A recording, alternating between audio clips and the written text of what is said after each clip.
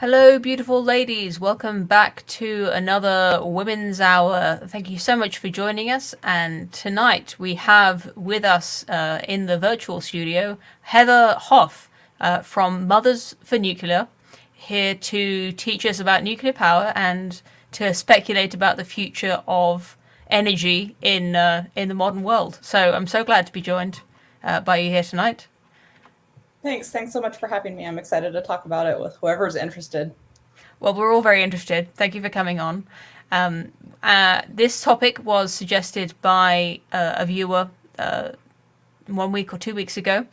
We run an auction every week for topics for Women's Hour. So if you are watching and you would like to see the ladies, or in this case just me, talk to anyone or talk about anything, all you have to do is to leave a super chat, and every week the highest paying super chat gets to decide what the next subject will be.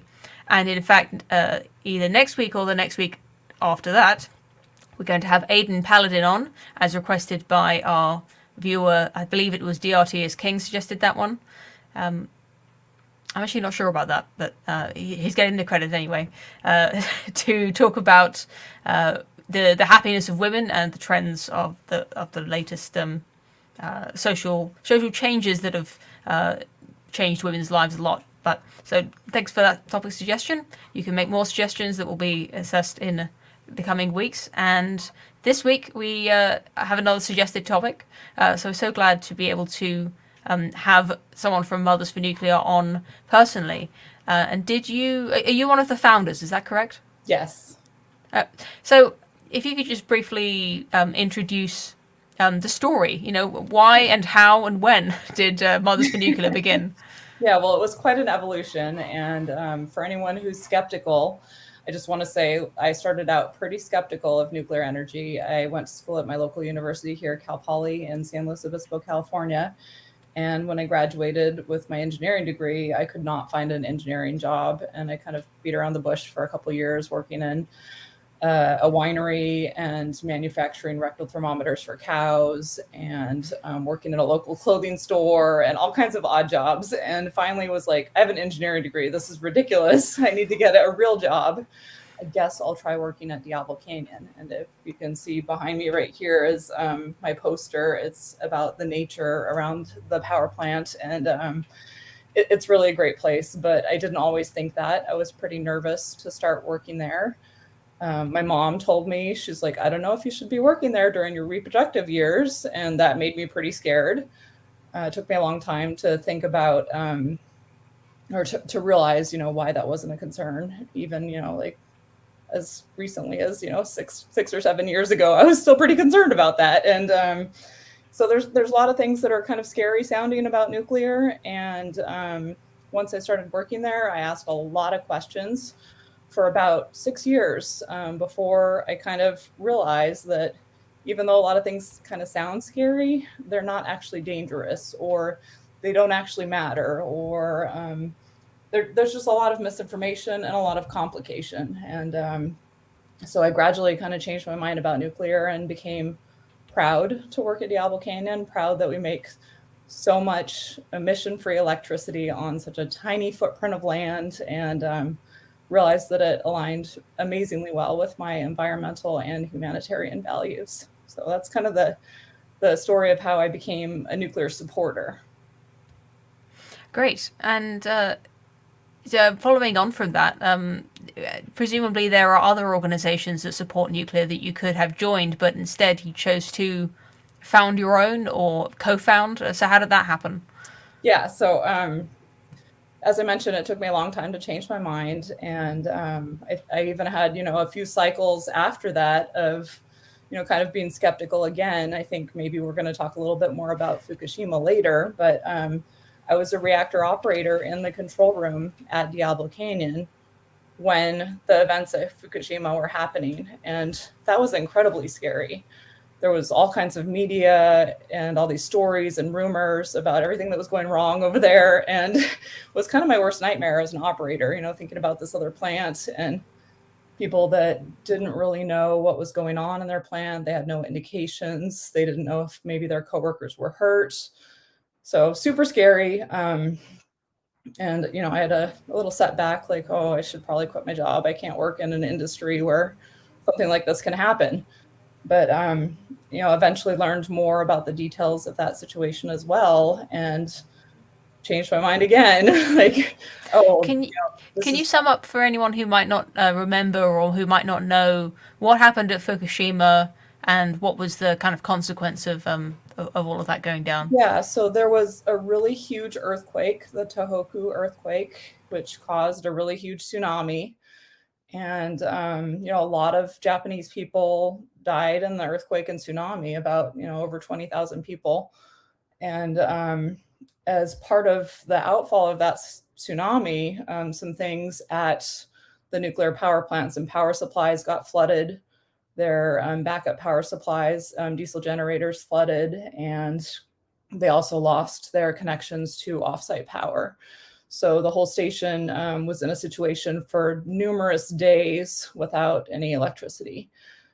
So yeah, there were complications with 3 of their units, and yeah, someone asked a question in the chat about there being some hydrogen explosions, and that's great, and I'm glad that you are aware that it's a hydrogen explosion. I was just talking to my daughter last night. She came to the kitchen. She's like, Mom, what really happened at Fukushima? And it's great. She's 13. I was super excited. She was asking these questions. And so we were talking all about how it was a hydrogen explosion and not a nuclear explosion, how those things are different. So, but also still scary, the Well, that's really interesting. Why is there nitrogen in a nuclear reactor station? Yeah, the hydrogen, it was generated as, a byproduct of the fuel overheating.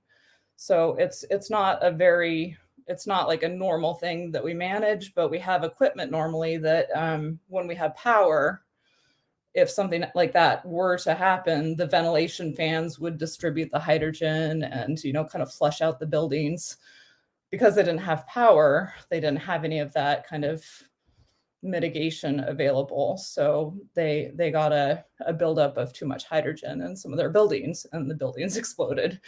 So very scary, but not a nuclear explosion. So That is interesting. yeah, so just as I learned more about what was actually happening over there and how much of the media was true versus not, I kind of realized that the biggest damage from those events was a result of our human fear of nuclear, not of nuclear itself. Like, the most damage that we caused was actually in evacuating people. We, we chose to evacuate a huge area surrounding the plant, and 2,600 people died in that evacuation. So, that's pretty troubling to me that like maybe we didn't need to do that. And so Fukushima, started out as a scary thing to me and became another example of why nuclear actually is the right thing to do. And even in, the worst case scenario, it's much safer than a lot of our other options. And yeah, so I kind of went through that cycle, and then also, came back from that very pro-nuclear. And then my company announced that they weren't going to keep running Diablo Canyon. I was like, oh my gosh, what the heck? Like, I just spent all this time becoming the biggest supporter of nuclear, and now they're going to shut down my plant. And I just couldn't figure out why. It was a lot of, political reasons and a lot of public misinformation.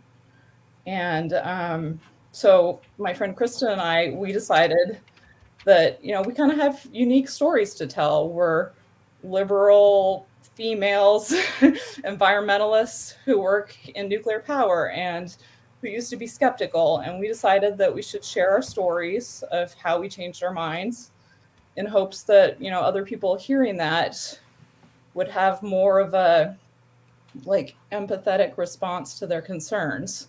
Our industry tends to be like, oh no, like, your concern doesn't matter. We're so safe because we do this, this, and this. And we have all this equipment and all this redundancy and passive cooling and all these things. Like, you don't need to be scared.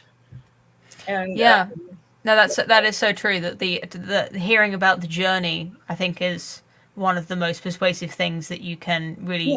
You start off in the same place as the audience or the viewer or the listener, whoever's listening to you, and then if you tell them how you walked from where they are now to where you are now, it kind of brings them along, even if they don't Yes, follow yeah. the whole way. It just kind of shows, like, I was like you once.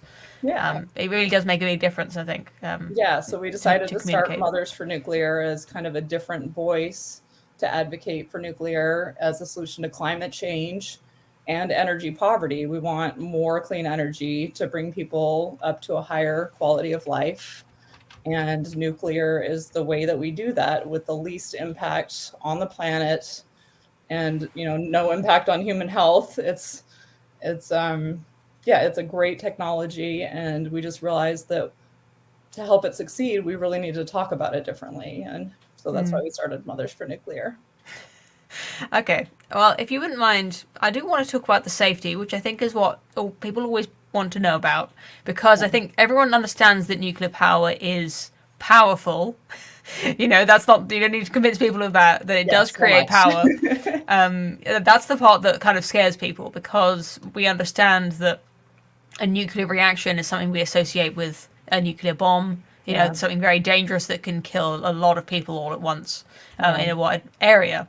And you obviously had a lot of safety, danger mitigation, levels and levels and levels of it. Yeah. But rather than making it seem safer, the fact that you need that level of safety management I think it makes people more nervous almost, Yes, because totally. it's like, because the thing you're trying to contain is so very, very dangerous. Yeah. Could you talk about that a little bit, about the safety and about the radiation in the plant that your mother was concerned about? All of that. I know, right? Yes. Yes, of course. Well, first of all, I like to say that there's no such thing as safe. We like to say that a lot, and people like to hear that guarantee. And it's really not quite the right way to talk about anything. Like when we're talking about COVID and masking, I feel like a lot of our downfall with that whole situation was because people are like, well, are masks safe? Do they make us safe? No, they don't keep you safe. They add a layer of, risk reduction. And it's a hard thing, I think, for humans to grasp and talk about, is, different levels of risk. So I try and talk about nuclear differently in that respect. Like it is safer than any other potential option that we have. It's safer than having no power, because blackouts kill people. People die when they don't have medical equipment and food refrigeration and all these modern amenities that we're used to. And I also like to talk about how scary, like, it's all right to be scared, and we're all human and we have emotions, and it's okay to acknowledge that a lot of things about nuclear sound really scary. And then we need to bring in like the rational side of our brains and say, well, is scary the same thing as dangerous? And recognize there's a big difference there. Like scary isn't dangerous, and it's all right to have those feelings, and then like pivot to what's really the best solution for our energy future. And I obviously think it's nuclear. So I've heard that psychologically people assess risk not in terms of how likely something is to happen, which is how a scientist would assess risk, for someone whose job it is to assess risk in terms of financial risk or safety risk. What people do is they imagine the worst outcome that could happen. And once that's in their mind, that's all they'll think about, is trying to avoid that. So, getting on a plane, for example, or in the case of nuclear, I think there's the kind of explosion idea, which I don't know how accurate that even is, but once looking into it a bit more, and maybe you can talk about the TV show Chernobyl and the event of Chernobyl, but in that show, the biggest risk that they face in terms of the scale of it is the contamination of the water source, which would starve many thousands of people who use that water source if the water is contaminated with radiation. Or food, that's and the food is would be more of a risk than the actual initial explosion. So you asked about radiation also in terms of safety, and once again, I feel like that's something that's very scary. And even me, like, I still have to talk myself down sometimes, even, as a scientist and engineer, I kind of know what levels are safe, and that, things have to get to like a very extreme point before there's any danger to human health. But it's still like, we have these glass uranium pendants that we made out of uranium glass, like kind of as talking points. They're slightly radioactive. They have uranium in them. They glow under fluorescent light. They're pretty amazing. Just like The Simpsons, like they glow green. That thing that Homer Simpson is like kicking around at the start of the intro. Yes. Well, I heard that bananas are radioactive. Is that right? They are, yes, with potassium. Yeah, so there's these things in our lives that are naturally radioactive. And like even these pendants, we started making them, as a talking point. And I took them to work and had, our radiation protection experts survey them and, do some monitoring and tell me like, yeah, this is okay or not okay. And I still like just have to kind of like, okay, I'm going to get throat cancer and I'm going to be like the worst example for my industry and for my technology, because I'm wearing this thing right here and it's still scary, but rationally, I know that's not the case. So what is it? Is it like banana radioactive, or is it like 2 bananas, or what's the? Well, how radioactive is it? Yeah, and I think that's part of the challenge is like it's so complicated, and it's even hard for someone who's really interested in it like me to understand all the intricacies about what kind of radiation. Like uranium has alpha particles, which are 2 protons, but they're big, so they stop on a layer of skin or they stop on a layer of clothing. And gamma radiation is different because it's just like energy. It's like a photon, like a energy wave kind of, and it can penetrate, but it depends on the energy of the wave. And so there's all these different kinds of radiation and different kinds of protections that you use for those different things. And and then there's like whether it's just a source on the outside of you, or whether it's something you eat like a banana and goes into your body, and does it bioaccumulate. And so there's just all this kind of complication that makes it a little scary. Well, I after watching the Chernobyl TV show, I'm actually an expert in RBMK reactors. That's what there's a like. I don't know if you've seen the miniseries, but it really makes you feel like you're an expert in nuclear power. And yes, in that they have the radiation detectors measuring rantogen. Mm-hmm. Is that right? Is that what you use, or is that a Soviet thing? It's like the maximum that they read out. So of course that's what they're getting. Yes. He says it's like getting an X-ray. Yeah. So that show, actually, yes, I have seen it. I just rewatched it again recently, and I think there's parts about it that really bother me, like when the nurses touch the clothing and then their skin like starts melting off. Like that doesn't happen. That's not real. They misrepresented that. But I do feel like they tried to do a really good job in terms of explaining, like you said, how nuclear reactors work. And when he does that demonstration with the chalkboard and he talks about like the positive reactivity and negative reactivity as the 2 colors, that's the best that I've ever heard that explained. Like even to me, when I was in training as a reactor operator, like, oh my gosh, okay, here's all these things that add to it or take away from it. And that's how you balance a reactor. It's really interesting. Yeah, I think the TV show was really trying to, well, as much as it was propaganda for any point of view, it seemed that it was far more condemning of Soviet-style management and mismanagement, and all of the incentives that were driving the people operating it. It seemed to be far more damaging to that case than it was trying to make nuclear look dangerous. I agree, and I appreciate that. However, I do still feel like they unnecessarily scared people about nuclear. But it was a pretty good show.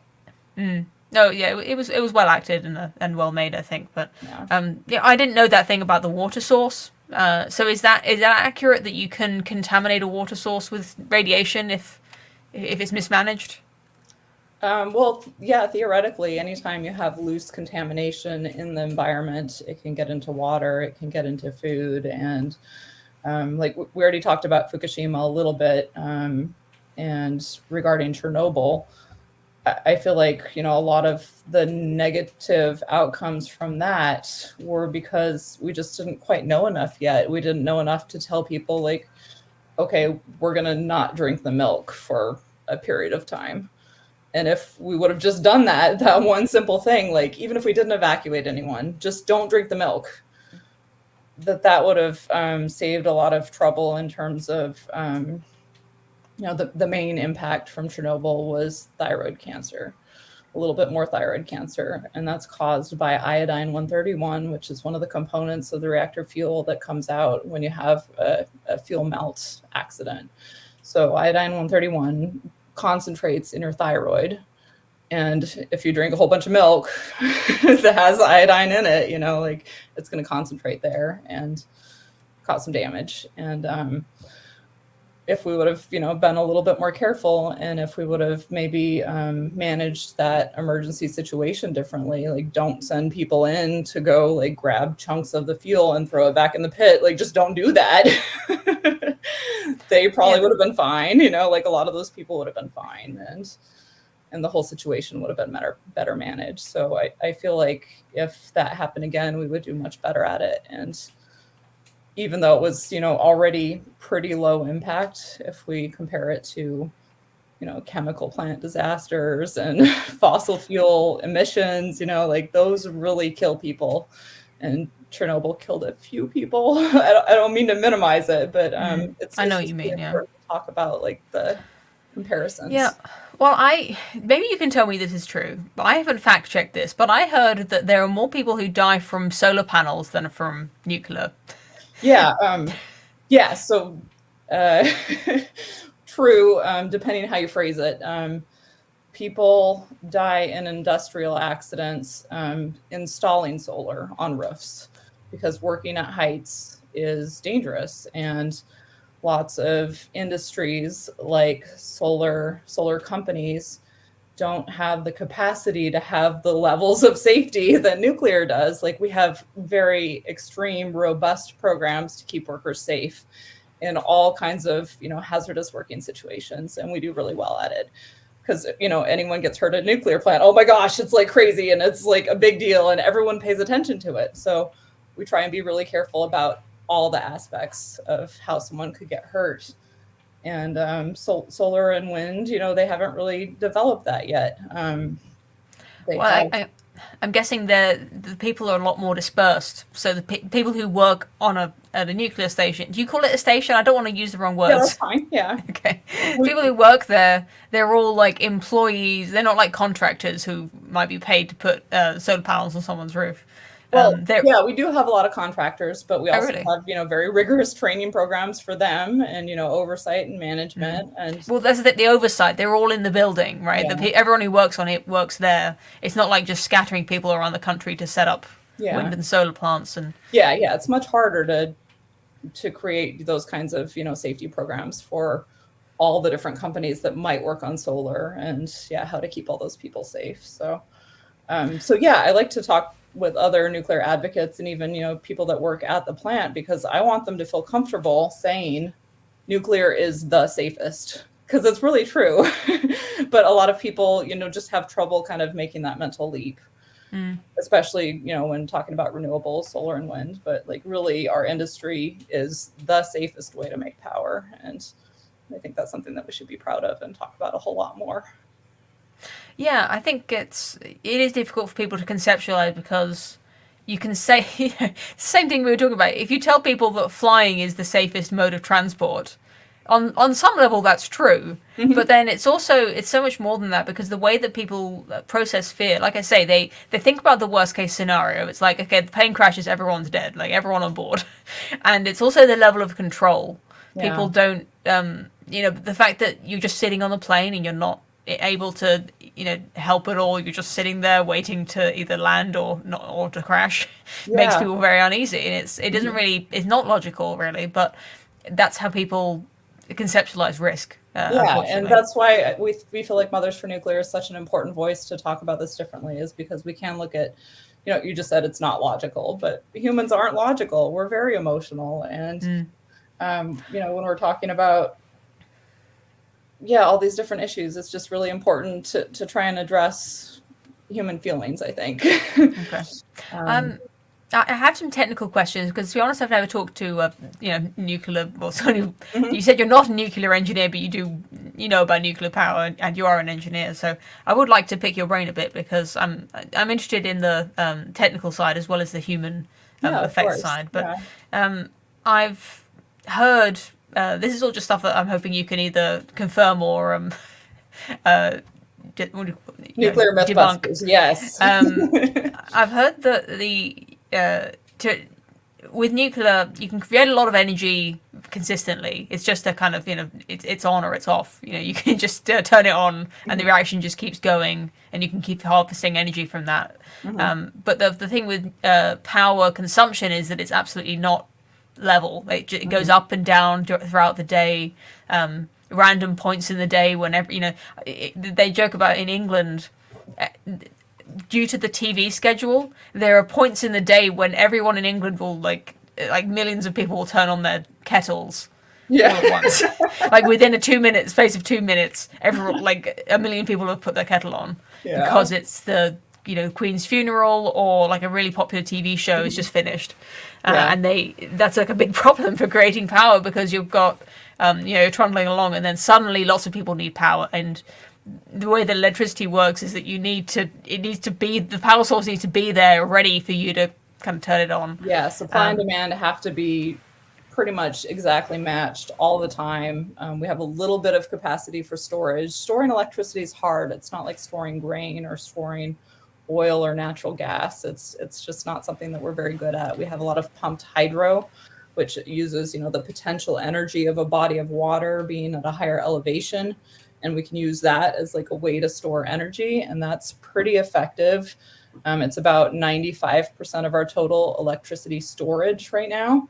Batteries are kind of a drop in the bucket and having trouble with a lot of fires for some reason, which is really sad. We just haven't quite figured that out. So we need more storage. And yeah, it's really interesting what you bring up about trying to match supply and demand. It's a challenge the more intermittent sources of electricity we put onto the grid. And it's funny because I support all clean energy and I want more of all clean energy, but I also want a grid that functions effectively and reliably, cost effectively. And I see a lot of kind of renewables advocates talking about how there's no such thing as base load. Do you know the concept of base load power? yeah, I thought that was real. Yeah. Yeah. So Go on. basically, yeah, it's how much energy we need always, no matter what. Like even at the lowest point of demand, when no one has their kettles on, like we still have a certain demand for electricity, and that's what we call our base load. And so I think the ideal energy grid, we would build up all of that base load with that steady, reliable nuclear energy, and then we would like pile on all the flexible intermittent things on top of it, and maybe some gas peaking to kind of fill in the gaps, and that's how we would make an ideal clean grid. So Yeah, I think it is important to understand the supply and demand when talking about energy. We can't just. It seems it's just not possible to make it all. What do you call it? Alternative renewables. That's the. I yeah. mean, nuclear isn't technically renewable, but it is. Because there's theoretically a limit to how much uranium there is, but it's essentially it's almost like a distinction without a difference. It seems to Mhm. me. Yeah.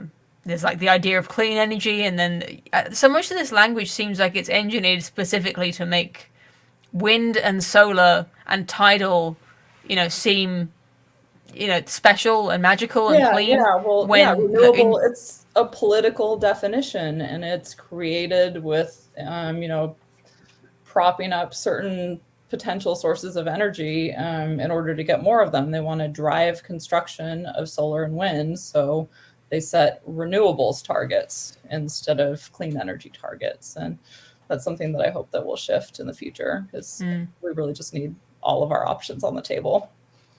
yeah, well, I agree with you, but what I was going to ask about the demand spikes. Is that I've heard that it's the cooling of the rods, or that you need a lot of water to cool down the station, Mhm. the reaction when it gets hot. Is that correct? Like you're just constantly cooling it, or what? Yeah, well, so yeah, we're trained that nuclear is special, and we have what we call decay heat. So normally when we're making power with a reactor, we use that power, that energy to boil water and make steam and drive our turbines and generators and use that electricity. And so we convert that thermal energy to electrical energy. And so the thing that's special about nuclear is, it's different than burning natural gas. Like if you stop burning the natural gas, then there's no more heat because you're not burning anything anymore. But with a nuclear reactor, kind of once you activate it, there's heat from the fission, which is like the heat that we use to make power. But then even after you shut down the fission, there's decay heat. So there's uranium and other particles that decay and still give off energy. So that heat needs to be removed from the system for a while. There's a decay curve. It's exponential. So it's less and less over time. But yeah, so we need, cooling and water, some kind of cool heat sink, for a while after we shut down the actual nuclear reaction. And does that requires a nearby water source to the station? Is that right? Well, it depends. There's different ways that you can do cooling of the fuel. But yeah, that's essentially what happened badly in Fukushima is they lost power, to the pumps that circulated water in the reactors. And as I mentioned, it was a few days before things started going really bad for them. And so, the reactors are designed to kind of function and self-sustain without power for quite a while before it gets a little more challenging. And yeah, so there's various mechanisms to keep cooling the reactors. Okay. It's a cat behind you, right? Is it? It is, yeah. It keeps sticking out my ear. No, it's great. It's just I just want to draw attention to it because I know everyone else is looking at it as well. Yeah. What's your cat's name? Yeah, that's my kitty Romeo. He is a feline for fission. I love it. Is that a new organization? Can I get one of your pendants? What's are you selling those or just wearing them as a... Yeah, well, my dad was a glass blower and made all kinds of really interesting creations and stuff. And he was a teacher for a while. And when we first started Mothers for Nuclear, I connected with one of his students and she's like, oh yeah, I'm going to make you all these like nuclear pendants. And it was great for quite a while. She was cranking them out, but kind of, I think after COVID, she kind of stopped doing her glass blowing. So I need to find another supplier of uranium glass and nuclear pendants. Yeah, I was just thinking of the meme power of of getting like a heavily pregnant woman to wear one and getting like just yeah. I just started a LinkedIn group for our Mothers for Nuclear nonprofit. If you go there, you can see a picture of our uranium pendants. It's our profile picture. And yeah, if you search some of our social media, we've done, lots of pictures and posts with showing the fluorescing of the uranium in those pendants. Are you still there? I don't see you. Yeah, pose frozen. Can anyone else hear me? Po freeze.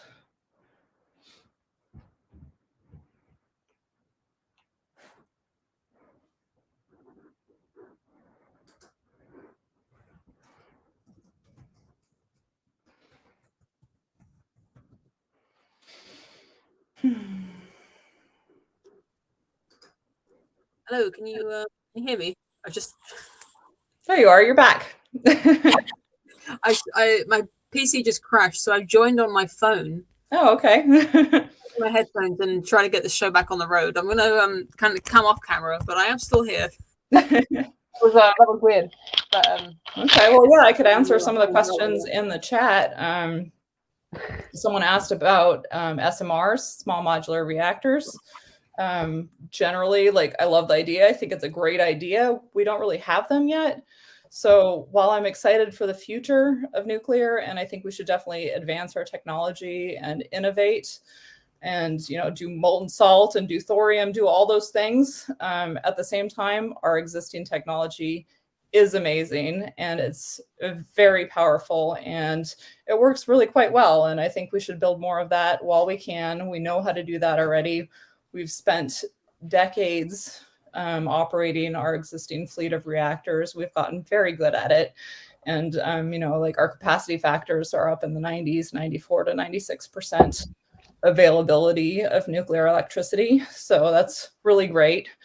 I have really high hopes also for micro reactors. I don't know if you've heard of a company called Oklo, but they're building a really small, like 2 to 3 megawatt micro reactor that could potentially be deployed to, very remote locations, Alaska, like it could replace generators. So that would be great.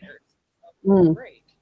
Yeah, it's funny you bring up generators, but I was listening to another completely unrelated podcast where they were talking about the energy crisis, and that's really why I came up with the name for the stream, which is about it only takes one winter without reliable energy. Yeah. We're all it's just going to become a Mad Max style situation of everyone trying to get as much fuel as they can just to keep warm. There's a lot of places that we inhabit are not really warm enough to but you'd survive, but there would definitely be a kind of scramble to get your hands on a petrol generator as quickly as possible until the petrol starts to become scarce and expensive. And I was just listening to that podcast thinking about how quickly things would degenerate if all the lights and the radiators and all of the heat, if all the electricity was just turned off. Yes. It would take, I think, less than 1 day for complete anarchy to break out. Yeah, I totally and that really agree. Is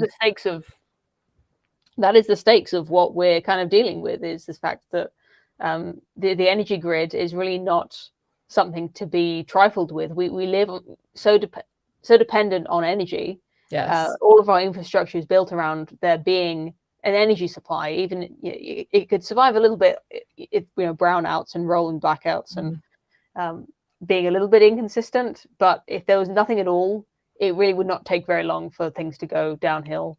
And that's not the fault of any one industry. It's just the fact of modern life. And I think it's the importance of it can't be stressed enough. It's worrisome for sure.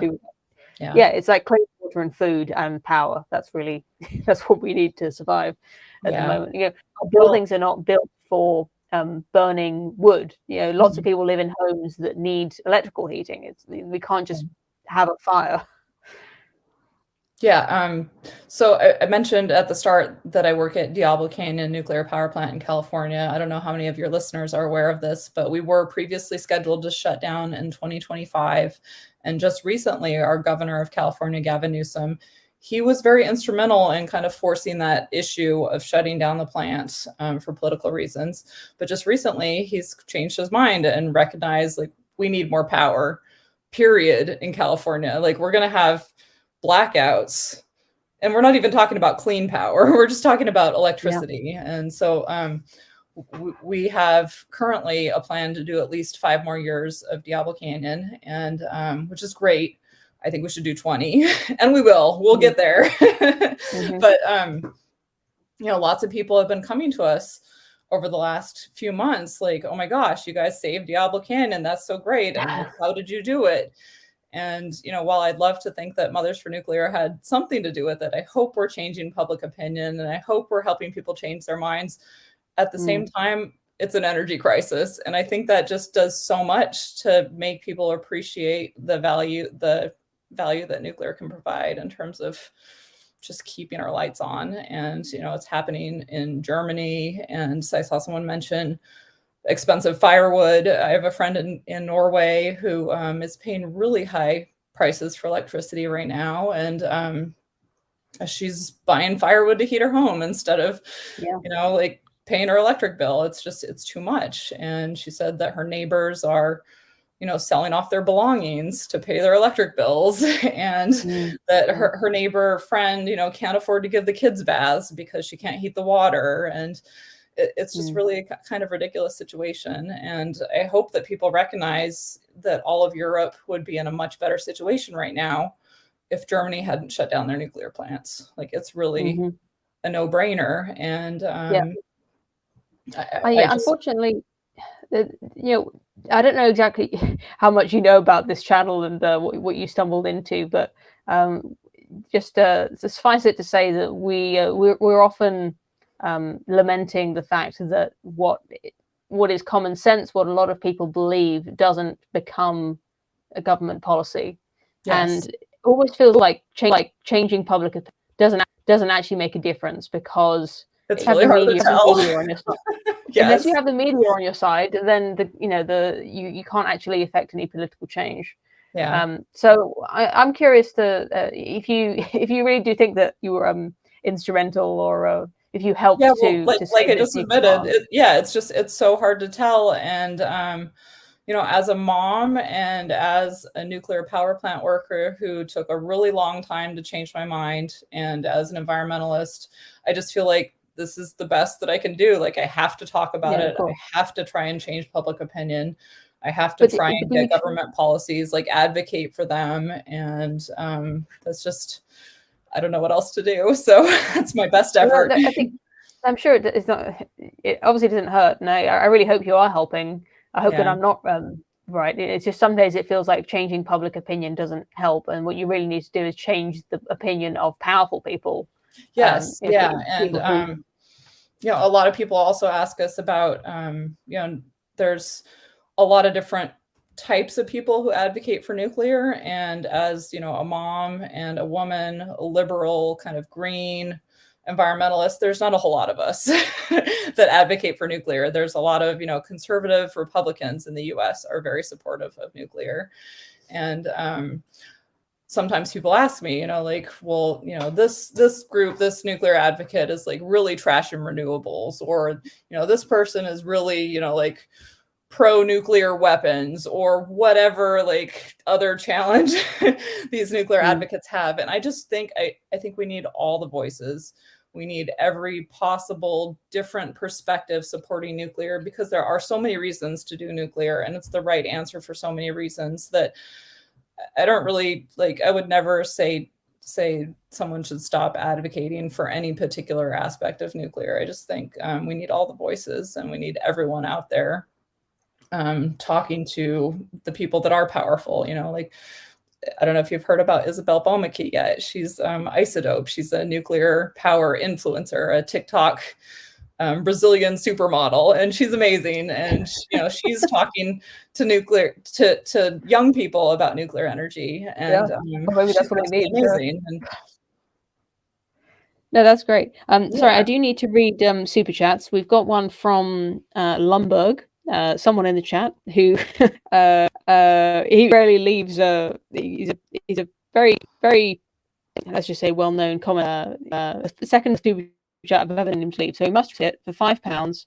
Subduction along fault has to be the best safe disposal for waste, right? Currently, Marisol treats this the same as dumping it over. Yeah, I think that'd be a great way to. Yeah, that would be a perfectly fine way to handle our nuclear waste. Just dump it and let it get subducted back into the earth. That would totally work. However, I also think that while we probably need some more waste solutions, kind of politically, to make nuclear a little more palatable for some groups, it's also totally fine sitting right where it is in dry casks at each site around the country or around the world. Like, it just sits there and it doesn't really do anything. And there are so many waste streams that like each thing that we do to our planet and to support our growing population has waste, and they all have kind of different considerations for how we manage them. But I just think nuclear waste is much more of an issue. We talk about it a lot more than we really need to. And I would like us to, maybe get some better solutions where I think right now a lot of the challenges are people that protest nuclear power and say, what about the waste? They also protest all the solutions for nuclear waste. And so they're like their own worst enemies. And if we could somehow fix that situation, then we could maybe make some progress on more things like advanced nuclear and reusing the waste to get more clean energy out of it. before we have to permanently dispose of it. And there's a lot of great ideas out there for what to do with it. I think the thing that people have hang up about the waste, and it's not insignificant. It's the same thing people talk about with plastic all the time. Yes. There's this aversion to making changes to our planet that are that will last for thousands and thousands of years. Yeah. And when people hear that these radioactive isotopes are going to continue to be dangerous for thousands of years, possibly, it's going to outlast our civilization to the point where there's going to be some, in the post-collapse, there's going to be some hunter-gatherer, later humans who've completely forgotten that there was ever once a thing called nuclear waste, who stumble upon these barrels, and or it's gonna end up impacting the environment. There's gonna be an earthquake, it'll crack open, and the green goo will leak out, and everyone's gonna become the Incredible Hulk or something.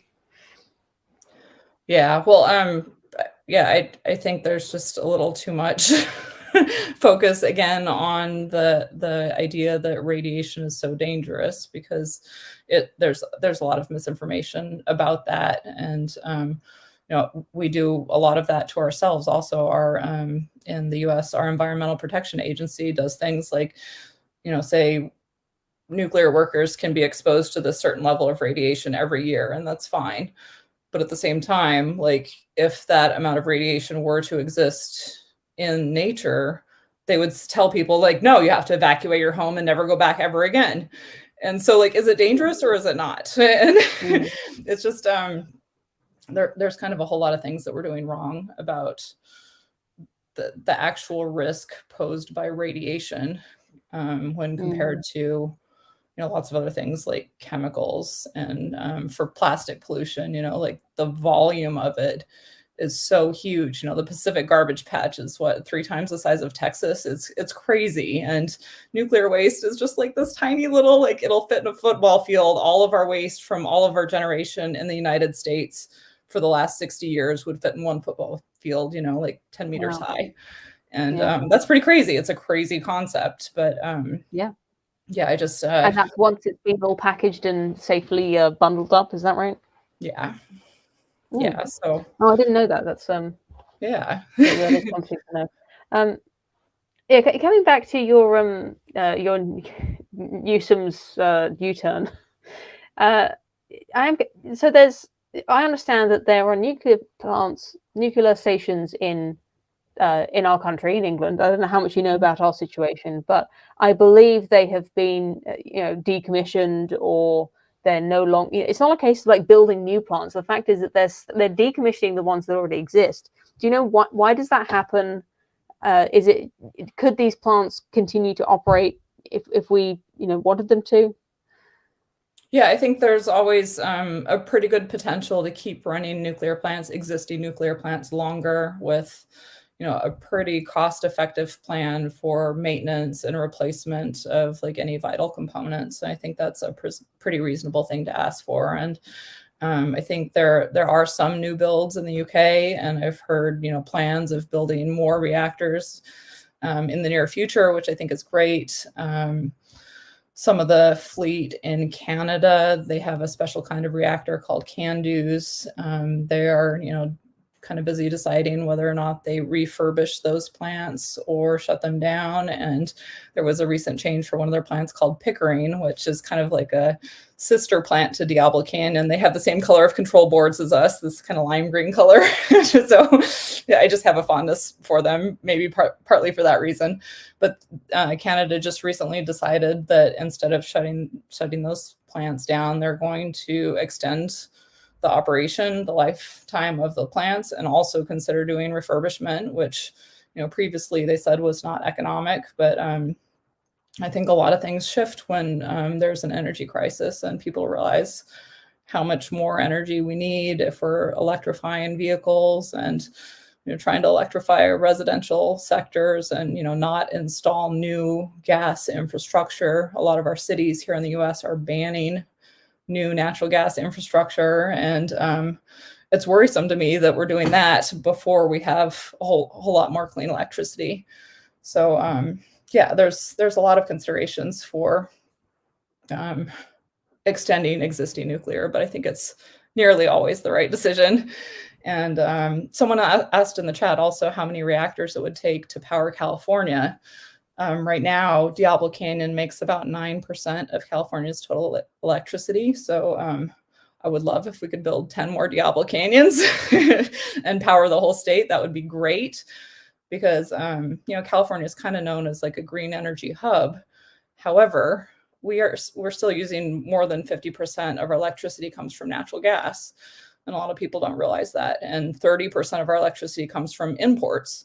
So we're actually not doing very good. And we could really benefit from a whole bunch more nuclear reactors. So I hope maybe, since we've kind of changed the fate of Diablo Canyon, next we're going to focus on building new nuclear in California. Well, I know I do have to let you go soon, so thank you for addressing that super chat. If you have time to stay for just another minute, there was another nuclear-related super chat. Somebody's paid to ask a question, so I would like to answer it if possible. Yeah. Sorry, this one was a future topic for the stream. Maybe that one about California was the last one I saw. Okay, maybe I can address these on my own. But I did have a question quickly myself, actually.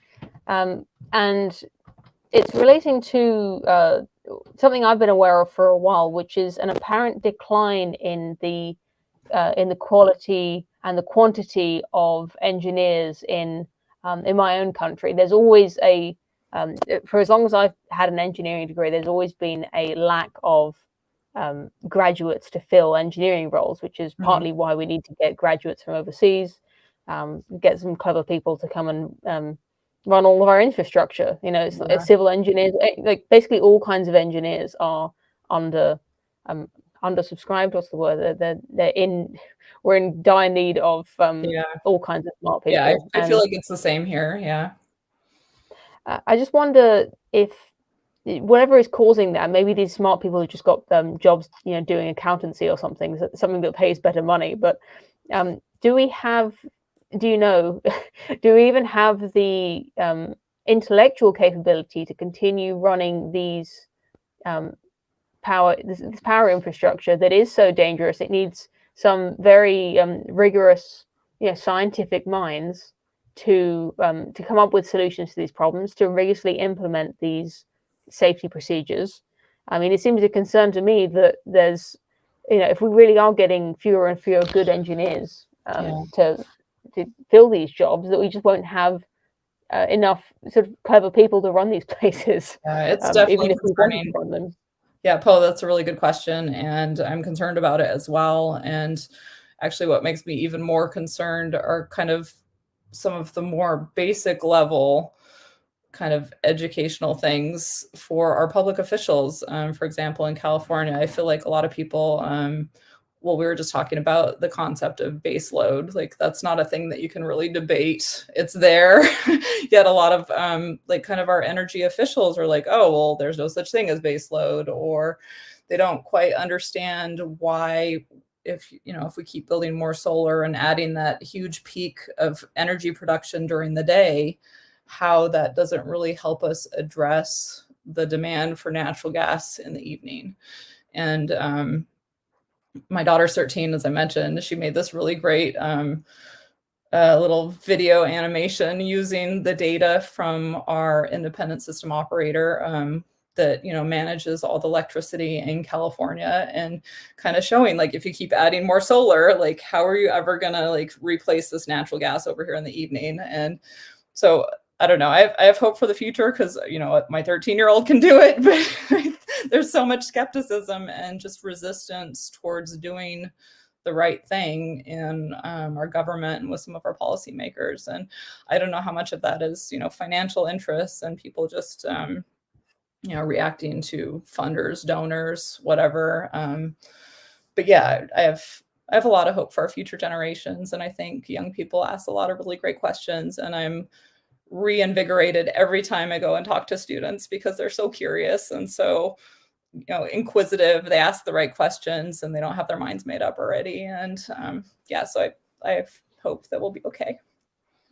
Well, that is good to hear, and I'm glad that there are women, other people like you who are working hard to try and change opinions and to educate people. You know, misinformation is something that really just winds me up, because there's really no need to tell people things that aren't true, or to Yes. oversimplify things. It's so annoying that we can't even agree on what the basic facts are. Yes. You can't even debate people because the information that they have is correct, that you can't even, like, where do you even start with that?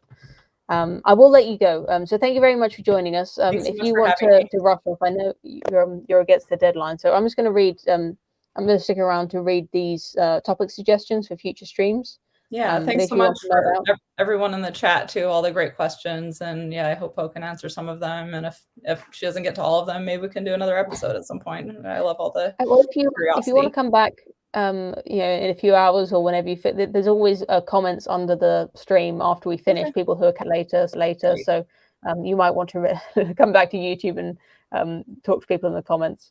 Awesome. That's great. Thank you so much, everyone. Bye. Thanks. Bye.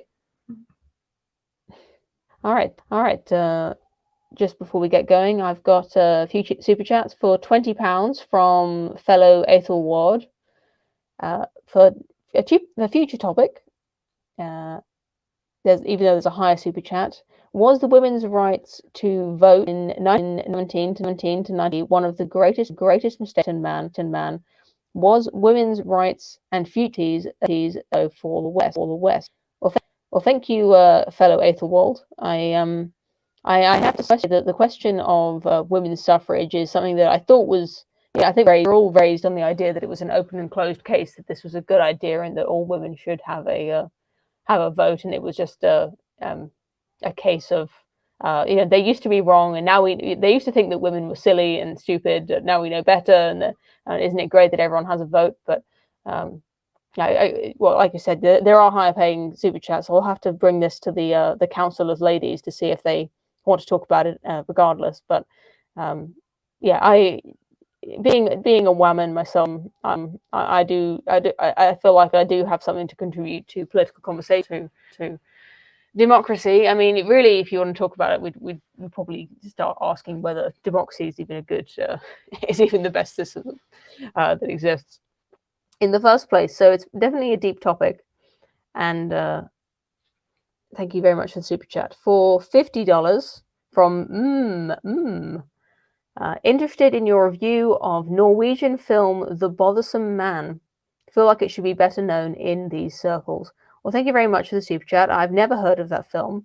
I feel like I'm just I've put egg on my face reading out that super chat, what it means. We're probably being set up for some kind of I don't know, some kind of meme. It's so weird being on a live stream on my own. Thank you for watching, everyone, and thanks for putting up with the technical difficulties. My computer just randomly crashed and turned off. So we've got last minute £2 from Evil Ways. What an amazing guest! Thank you. Well, thank you, Evil Ways, for your super chat. And I'm just having a little scroll, see if I've missed anything. But I had a lot of fun. I'm so glad that we have such a well-established and reputable stream that we can get some proper normal people on, and instead of just a bunch of internet weirdos. That's not to disparage any internet weirdos who we've had on. I'm sure none of them would mind being called that. We love our internet weirdos over here.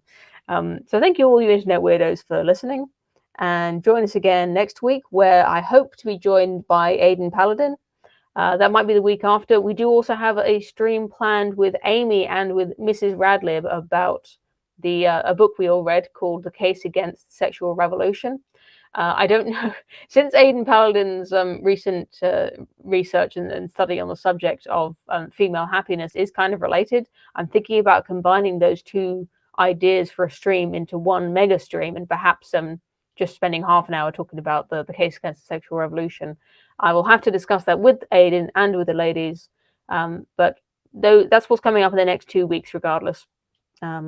So that's enough for now, and see you again soon. Good night.